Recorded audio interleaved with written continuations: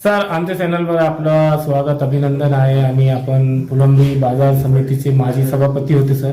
आणि पाल ग्रामपंचायतचे जे मंदिराचं बांधकाम चालू आहे, तो जनतेने म्हटले की आपण लय मेहनत केलेली आहे सर. त्याच्याबद्दल पूर्ण माहिती द्या सर. काय झालं, 4 वर्षापूर्वी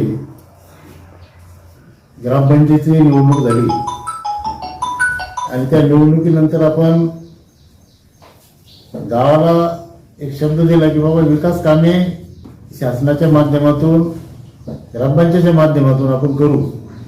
आणि त्याचाच एक भाग म्हणून 4.5 वर्ष जवळपास प्रादेशिक पर्यटन योजनेअंतर्गत ज्यावेळेस आघाडी सरकार होतं आणि पर्यटन मंत्री म्हणून आदित्य ठाकरे होते, त्यावेळेस आमचे जिल्हा परिषदेचे माजी अध्यक्ष राजेंद्र डोंगरे साहेब व आम्ही त्यांची चर्चा केली.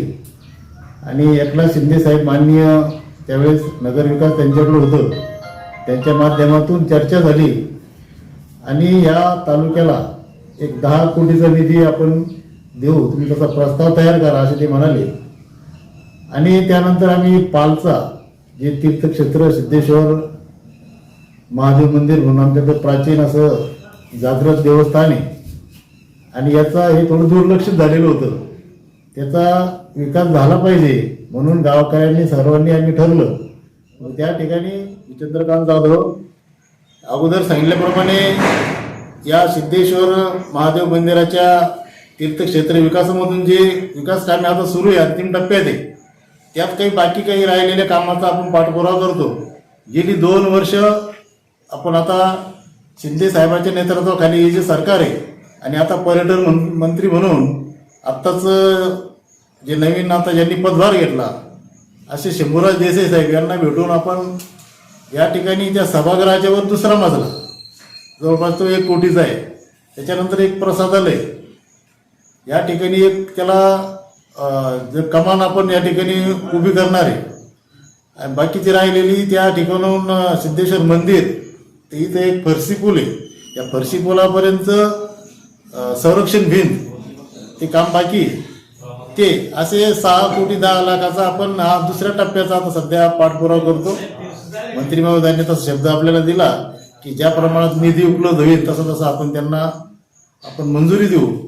आणि आता उपमुख्यमंत्री माननीय एकनाथ शिंदे साहेब व पर्यटन मंत्री शंभूराज देसाई साहेब, पालकमंत्री आमचे संजयजी शिरसाट आणि संदीपानजी भुमरे साहेब सन्माननीय खासदार यांना आपण निमंत्रित केलेलं आहे की आम्हाला लवकरात लवकर याचा लोकार्पणचा वेळ द्यावा आणि पुढचा निधी आपण त्यांच्या घेऊन ते विकास कामे मार्गी लावणार आहोत. सर, जनतेने म्हटले की आपण मंदिर बांधकामसाठी लय धडपड केलेली, लय मुंबईची चक्कर लावली आहे सर. तर पहिल्या टप्प्यात कसं काम केले सर, सुरुवात कशी केली आपण? सुरुवातीला त्यावेळेस खरं म्हणजे आघाडी सरकार होतं आणि आम्ही त्या सरकारमध्ये होतो, मी सभापती होतो त्या गावामध्ये.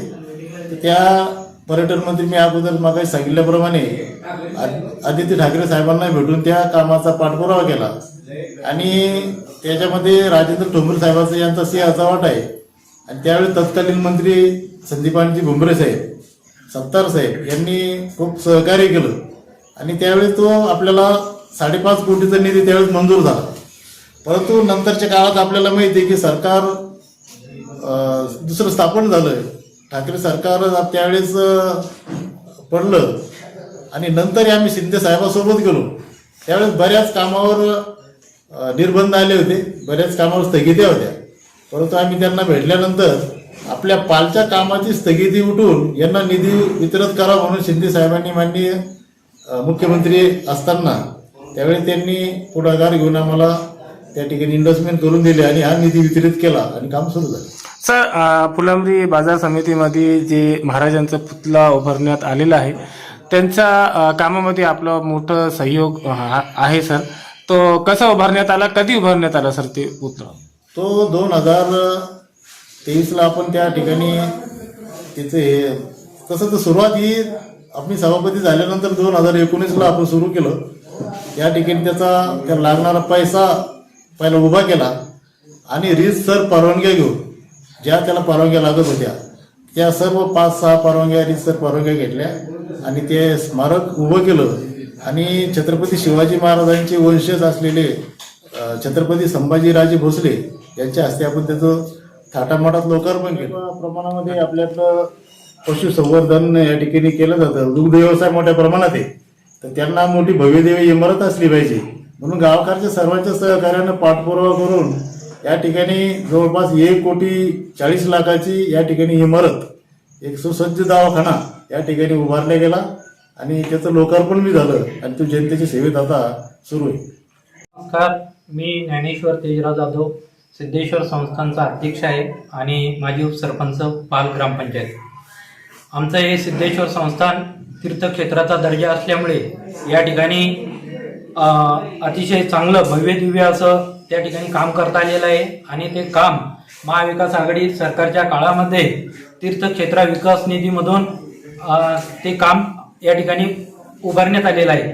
आणि हे काम करत असताना त्या ठिकाणी बऱ्याचशा मान्यवरांनी आम्हाला सर्वांना सहकार्य केलं आणि ते सहकार्य केल्यामुळं एवढं मोठं काम आज लोकांसाठी त्या ठिकाणी उभं करता आलेलं आहे. आणि हे करत असताना आता पुढील दर्जा वाढ यासाठी आमचा संस्थांच्या वतीनं प्रयत्न चालू आहे. ज्यावेळेस दर्जा वाढ होईल त्यावेळेस आणखी जास्तीत जास्त निधी आपल्याला त्या ठिकाणी आणता येईल आणि तो निधी सर आमच्या चॅनलवर आपलं स्वागत आहे. आणि जे सरांनी म्हणले की मंदिरचं जे बांधकाम चालू आहे, आम्ही इथे आलेले आहे स्पॉटमध्ये, तर केव्हापासून चालू आहे सर मंदिराचं काम? 3 वर्ष झाले. आता पूर्ण होत आहे का काम? हा, पूर्ण होणार 2 महिन्यात कंप्लीट. अच्छा, कोणतं मंदिर आहे सर हे? महादेव मंदिर. चांगलं काम चालू आहे ते, एकदम जबरदस्त. काय नाव आहे आपलं?